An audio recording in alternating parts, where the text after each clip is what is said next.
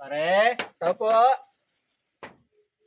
Pare, pare, pare, tao po.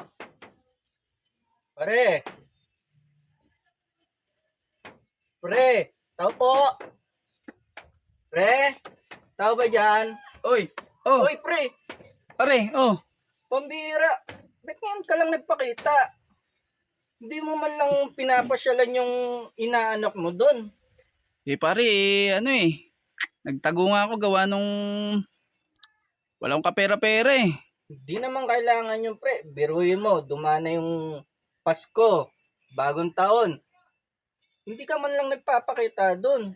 Nahiya nga ako pre, kasi wala akong maibigay eh. Kaya nga nagsarado ako eh, ilang araw ko sarado eh. Hindi naman lagi importante yung ibibigay o pera pre. Yung presensya mo lang sa inaanak mo.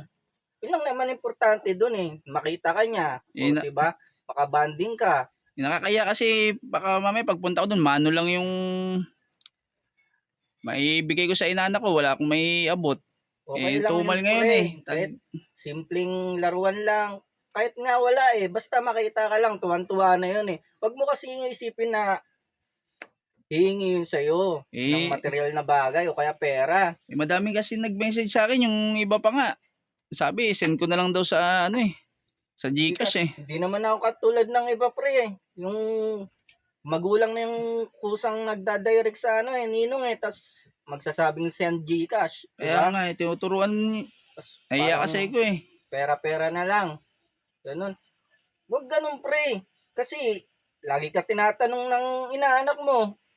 Kaya nga nahiya din ako magpunta sa inyo eh. Wala rin akong may dala eh. Wala rin akong pera eh. Kaya nga minsan nadaan ka doon kaso tatawagin kita, yun pala. Tumakbo ka na, hindi na kita mahabol. Nahiya kasi ko. Alam mo naman tong negosyo ko, ito lang yung pinagkakakitaan ko eh. Hindi ko naman. Kahit man lang dumalaw ka doon pre, okay lang naman yun eh. Kahit wala kang dala. Para man lang makabanding mo yung inaanak mo ba. Hindi yung, yun mo, sinadya na kita dito kasi parang, diba, nakakailang eh. Parang Pasensya na pre, kasi alam mo naman, wala rin talaga eh. Hindi naman kami katulad ng iba pre na kaya nga nahiya din ako sa inyong mag-asawa pag pumunta ako dun sa inyo. Pasko, matik, kailangan mo bigyan ng regalo o pera. Hindi ganun. Ang kailangan doon yung presensya mo, yung maturuan mo siya ng magandang asal. Hanggang sa paglaki niya pre. Ganun dapat. Para paano pre, may kainan doon mamaya, dumalaw ka.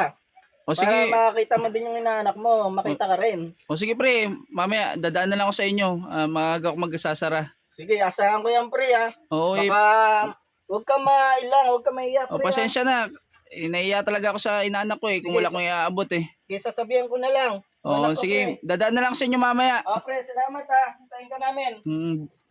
Buti pa tong gantong kumpare ko eh. Hindi naghahangad ng naghahangad ng regalo sa inaanak ko eh.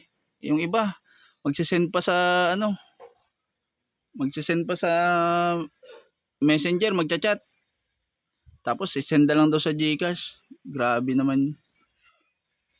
Sana lahat ng kumpare ganito.